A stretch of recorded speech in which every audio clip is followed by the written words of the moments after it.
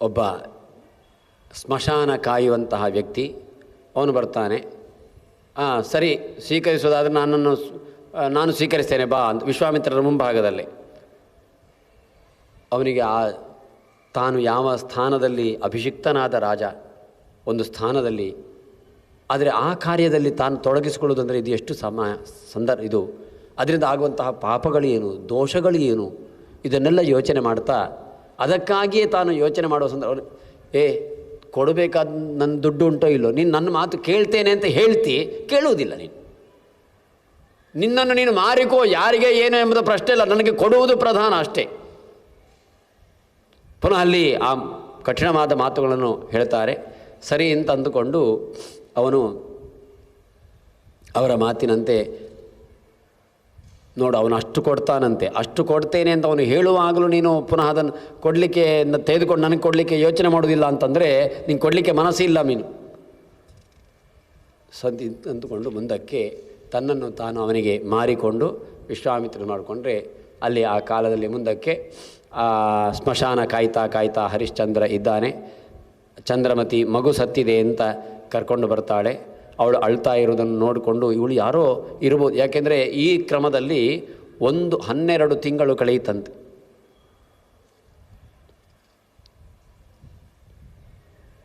ಅಲ್ಲಿ ಅವನು ವಿಭಾಗ ಹೇಳ್ತಾನೆ, ನೋಡಪ್ಪ, ಬಂಧ ದ್ರವ್ಯದಲ್ಲಿ 12 ಇದರಲ್ಲಿ 6 ಭಾಗ ನನಗೆ ಬರಬೇಕು. ಇನ್ನು 6 ಭಾಗದಲ್ಲಿ ಇಷ್ಟೆಲ್ಲ ತ್ರಯಸ್ತು ಭಮ ಭಾಗಾಸ್ಯು ದೌಭಾಗವು ತವ ವೇತನಂ, 2 ಭಾಗ ನಿನಗೆ ಅದು ಸಂಬಳ ಅಂತ.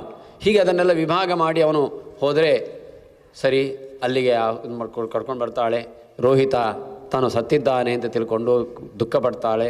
ಅವಳಿಗೆ ಅವನ ಪರಿಚಯ ಆಯಿತು, ಇವನೇ ಹರಿಶ್ಚಂದ್ರ ಅಂತ ಅವನ ಮಾತುಗಳ ಮೂಲಕ ಅವನ ಕೃತಿಗಳ ಮೂಲಕ ಅರ್ಥವಾಯಿತು.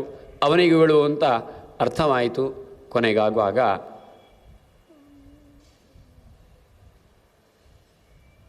ಇನ್ನೇನು ಮುಂದಕ್ಕೆ ಇಲ್ಲೇ ಚಿತೆಯಲ್ಲಿ ನಾನು ಕೂಡ ದೇಹವನ್ನು ತ್ಯಾಗ ಮಾಡಿಬಿಡ್ತೇನೆ ಅಂತ ಅವಳು ಹೇಳ್ತಾಳೆಲ್ಲ. ಹಾಗಾಗಬಾರದು ಅಂತಂದುಕೊಂಡು ಇದೊಂದು ಸ್ವಲ್ಪ ಅಧ್ಯಾಯ ತುಂಬ ಈ ಭಾಗ ಹೋಗಿದೆ.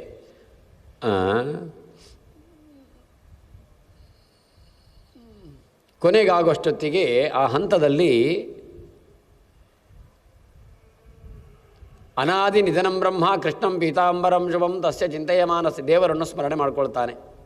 ಎಂತಹ ಸ್ಥಿತಿ ನನ್ನ ಪಾಲಿಗೆ ಬಂತು ಅಂತ. ಹೃತ್ಕಮಲದಲ್ಲಿರುವ ವಾಸುದೇವನನ್ನು, ನಾರಾಯಣನ್ನು ಚಿಂತೆಯನ್ನು ಪರಮಾತ್ಮಾನಂ ಈಶಂ ನಾರಾಯಣಂ ಪರಂ ಕೋಟರ ಗುಹಾಸೀರಂ ವಾಸುದೇವಂ ಸುರೇಶ್ವರಂ ಅನಾದಿ ನಿಧನಂ ಬ್ರಹ್ಮ ಕೃಷ್ಣಂ ಪೀತಾಂಬರಂ ಶುಭಂ ಅಂತಂದುಕೊಂಡು ಅವನು ಸ್ತೋತ್ರ ಮಾಡ್ತಾನೆ. ದೇವರನ್ನು ಹರಿಶ್ಚಂದ್ರ ಸ್ತೋತ್ರ ಮಾಡಿದ್ದಾನೆ. ಮುಂಭಾಗದಲ್ಲಿ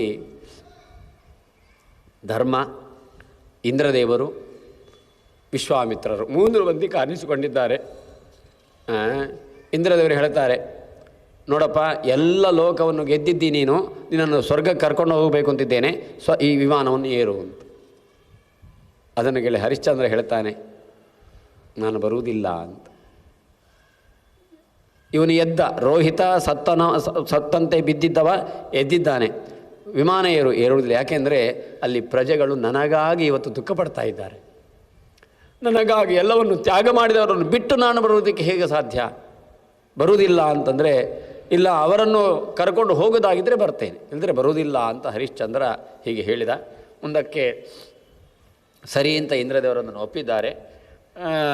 ಸಮಯಗಳ ಅನಂತರದಲ್ಲಿ ಅವರನ್ನು ಕರ್ಕೊಂಡು ಹರಿಶ್ಚಂದ್ರ ಹೋದ.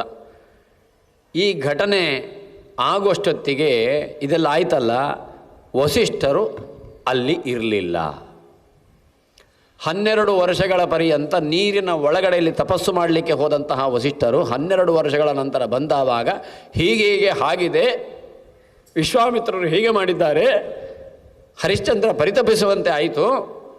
ಹೀಗೆ ಕೊನೆಗೆ ಹರಿಶ್ಚಂದ್ರ ಸ್ವರ್ಗಲೋಕವನ್ನು ಸೇರಿದ ಅಂತ ಗೊತ್ತಾಗಿ ಸಿಟ್ಟುಗೊಂಡ ವಸಿಷ್ಠರು ಅವರು ಹೇಳ್ತಾರೆ, ನಾನು ಎಂತೆಂತಹ ಸಂದರ್ಭದಲ್ಲೂ ಕೂಡ ಸಿಟ್ಟು ಮಾಡಿಕೊಂಡವನಲ್ಲ, ಆದರೆ ನನಗೆ ಹೊಸೊಸು ವಿಶ್ವಾಮಿತ್ರ ನನ್ನ 100 ಮಂದಿ ಮಕ್ಕಳನ್ನು ಕೊಂದಿದ್ದಾನೆ, ನನಗೆ ಬೇಸರ ಆಗಲಿಲ್ಲ. ಸಿಟ್ಟು ಬಂದಿಲ್ಲ. ತತ್ರಾಪಿ ನಾಭವತ್ ಕ್ರೋಧ ತಾದೃಶೋ ಯಾದೃಶೋದ್ಯಮೆ. ಆದಿದ್ರೆ ಇಂತಹ ರಾಜಸೂಯದ ಅವಭೃತದಿಂದ ಪುನೀತನಾದಂತಹ ರಾಜನನ್ನು, ಒಳ್ಳೆಯ ರೀತಿಯಲ್ಲಿ ಪ್ರಜೆಗಳನ್ನು ತನ್ನ ಮಕ್ಕಳಂತೆ ಆರಾಧನೆ ಮಾಡ್ತಾ ಬಂದಂತಹ ರಾಜನನ್ನು, ಯಜ್ಞಾದಿಗಳ ಮೂಲಕ ದೇವತೆಗಳನ್ನು ತೃಪ್ತಿಪಡಿಸಿದ ರಾಜನನ್ನು ವಿಶ್ವಾಮಿತ್ರ ಹೀಗೆ ಮಾಡಿದ್ದಾನೆ. ಆದ್ದರಿಂದ ಆ ವಿಶ್ವಾಮಿತ್ರ ಮೂರ್ಖ, ಅವನು ಬಕಪಕ್ಷಿಯಾಗಿ ಹೋಗಲಿ ಅಂತ ವಸಿಷ್ಠರು ವಿಶ್ವಾಮಿತ್ರರಿಗೆ ಶಪಿಸ್ತಾರೆ. ಇದನ್ನು ತಿಳಿದವರು ನೀನು ಆಡಿ ಎಂಬಂತಹ ಪಕ್ಷಿಯಾಗಿ ಹೋಗು ಅಂತ ವಿಶ್ವಾಮಿತ್ರರು ವಸಿಷ್ಠರಿಗೆ ಶಪಿಸಿದರು. ಎರಡು ಪಕ್ಷಿ ರೂಪಗಳು ಹುಟ್ಟುಕೊಂಡು ಅವ್ರದ್ದು ಜಗಳ ಆರಂಭ ಆಯಿತು.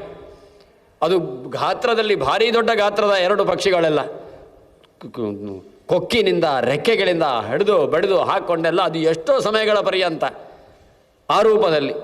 ಕೊನೆಗಾಗುವಾಗ ದೇವತೆಗಳೆಲ್ಲ ಬಂದು, ಬ್ರಹ್ಮದೇವರು ಬಂದು, ಏನು ನೀವು ಜಗಳ ಮಾಡಿಕೊಂಡ್ರೆ ಭೂಮಿಯಲ್ಲಿ ನೋಡಿ ಏನಾಗ್ತಾ ಉಂಟು ಅಂತವ್ರನ್ನ ಮಧ್ಯದಲ್ಲಿ ತಡೆದು ಮಾಡಿಕೊಳ್ಳಬಾರದು ಅಂತ ಅವರನ್ನು ತಡೆದಿದ್ದಾರೆ.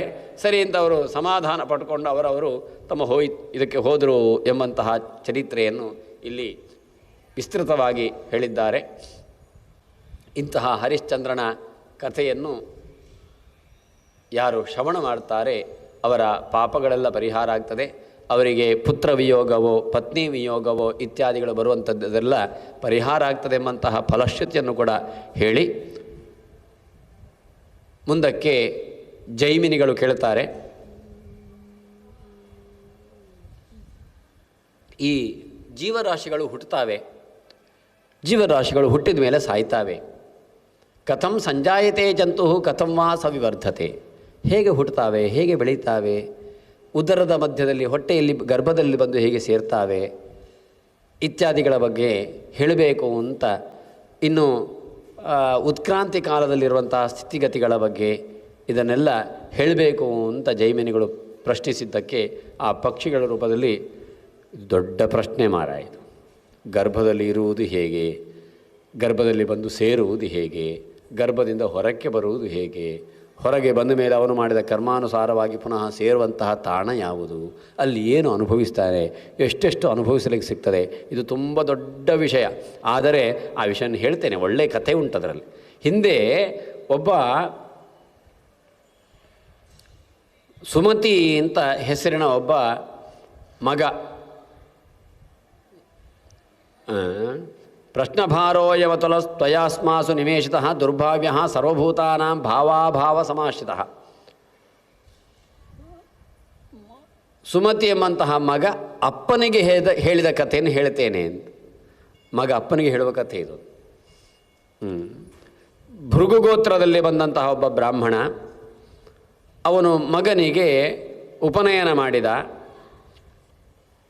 ಆ ಮಗ ಮಾತ್ರ ಜಡದಂತೆ ಇದ್ದ, ಬೇಕೋ ಬೇಡೋ, ಈ ನಮ್ಮ ಜಡಭರತರ ಕತೆ ಹೇಳ್ತೇವಲ್ಲ ಹಾಗೆ. ಅಪ್ಪ ಎದುರು ಇದ್ದರೆ ಅದು ನಮ್ಮನೆ ಕಥೆಗಳೆಲ್ಲ ಅಲ್ವಾ. ನಮ್ಮ ಅಪ್ಪ ಪಕ್ಕದಲ್ಲೇ ಇದ್ದರೆ ನಾನು ಸಂಧ್ಯಾ ವಂದನೆ ಮಾಡೋದು, ಅಪ್ಪ ಇಲ್ಲ ಅಂದರೆ ಸಂಧ್ಯಾ ವಂದನೆ ಇಲ್ಲ, ಅಷ್ಟೊತ್ತಿಗೆ ಟಿ ವಿ ನೋಡ್ತಾನೆ ಇರೋದು.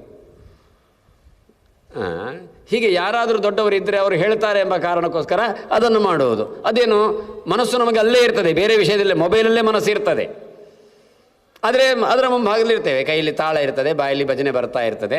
ಅಪ್ಪರ ದೂರದಲ್ಲಿರ್ತಾರೆ, ಅಮ್ಮ ದೂರದಲ್ಲಿ, ಅವ್ರು ಕೇಳಿತಾರಲ್ಲ, ಅಂಬೀಗ ನಾ ನಿನ್ನ ನಂಬಿದೆ. ಇಲ್ಲಿ ನಂದು ಕೆಲಸ ಬೇರೆಯೇ ಮಾತ್ರ ಅಲ್ಲಿ. ಅದು ಯಾಕೆಂದರೆ ಅದು ಏಕಕಾಲದಲ್ಲಿ ಅದೆಲ್ಲ ಕೆಲಸ ವ್ಯಾಪಾರಗಳು ಆಗ್ತಾ ಇರ್ತದೆ. ಈ ರೀತಿಯಲ್ಲಿ ಇರುವಂತೆ ಆ ಜಡದಂತೆ ವರ್ತಿಸ್ತಾ ಇದ್ದಂತಹ ಮಗನನ್ನು ಕಂಡು, ಹಾಗೆ ಮಾಡಬಾರ್ದು ಮಗು, ನೀನು ಹೀಗೆ ಮಾಡಬೇಕು, ಇರಬೇಕು, ಹೀಗೆ ಅಧ್ಯಯನ ಮಾಡಬೇಕು, ವೇದಾಧ್ಯಯನ ಮಾಡಬೇಕು ಅಪ್ಪ ಹೇಳ್ತಾನೆ ಇದ್ದ ಅಂತ. ಒಂದು ಬಾರಿ ಅಪ್ಪ ಹೇಳಿದ, 2 ಬಾರಿ ಹೇಳಿದ, 4 ಬಾರಿ ಹೇಳಿದ. ಒಂದು ದಿವಸ ಆ ಮಗ ಹೇಳ್ತಾನೆ, ಅಪ್ಪ,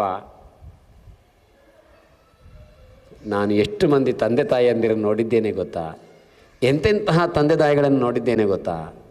ಅವನಿಗೆ ಜಾತಿ ಸ್ಮರಣೆಗಳು ಬಂದುಬಿಡ್ತು.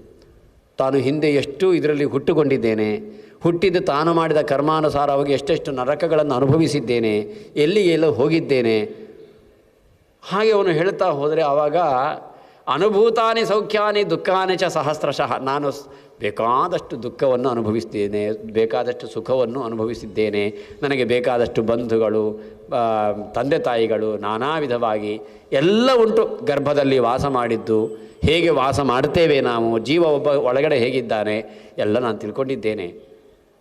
ಅವನು ಆ ಮಾತು ಹೇಳಿದ ತಕ್ಷಣ ಅಲ್ಲಿ ತನಕ ಮಗು ಜಡರಂತೆ, ಮೂಕರಂತೆ, ಬದಿರಂತೆ ಇದ್ದಂಥ ಮಗು ಯಾವಾಗ ಏನು ಉಪಯೋಗ ಇಲ್ಲಪ್ಪ ಇದೆಲ್ಲ ಸುಮ್ಮನೆ ಅಂತ ಹೇಳಿದ ತಕ್ಷಣ ತಂದೆಗೆ ಶಾಕ್, ಇದೇನಪ್ಪ ಅಂತ.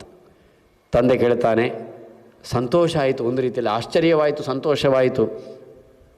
ಅಪ್ಪ ಕೇಳ್ತಾನೆ, ಏನು ಮಗು ನೀನು ಮಾತಾಡೋದು ನೋಡಿದರೆ ಒಳ್ಳೆ ಜ್ಞಾನ ಸಂಪನ್ನಂತೆ ಇದೆಯಲ್ಲ, ಇಲ್ಲಿ ತನಕ ಜಡದಂತೆ ಇದ್ದಂತಹ ನೀನು ಇದ್ದಕ್ಕಿದ್ದಂತೆ ನೀನು ಒಳ್ಳೆ ಪ್ರಬುದ್ಧನಾಗಿ ಮಾತಾಡ್ತಾ ಇದೆಯಲ್ಲ, ಇದೇನು ಶಾಪದ ವಿಕಾರವೇ ಹೇಳು ಅಂತ ನಿನಗೆ ತಿರೋಭೂತವಾದ ಆ ಜ್ಞಾನ ಈಗ ನೆನಪಿಗೆ ಬಂತೆ, ಏನು ಹೇಳು ಅಂತ ಕೇಳಿದವಾಗ ಆ ಮಗು ಹೇಳುತ್ತದೆ, ನಾನು ಹಿಂದಕ್ಕೆ ಬ್ರಾಹ್ಮಣನಾಗಿದ್ದೆ, ಭಗವಂತನಲ್ಲಿ ಮನಸ್ಸನ್ನಿಟ್ಟಿದ್ದೆ, ಆತ್ಮವಿದ್ಯಾ ವಿಚಾರಗಳಲ್ಲಿ ಅತ್ಯಂತ ನೈಪುಣ್ಯ ಪಡ್ಕೊಂಡಿದ್ದೆ, ಸದಾ ಕಾಲದಲ್ಲಿ ಯೋಗಾಭ್ಯಾಸ ಮಾಡ್ತಾ ಇದ್ದೆ.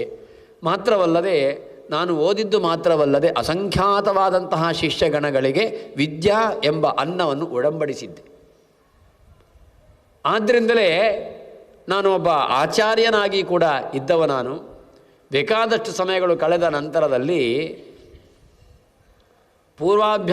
ನಾನು ಮೃತನಾದೆ.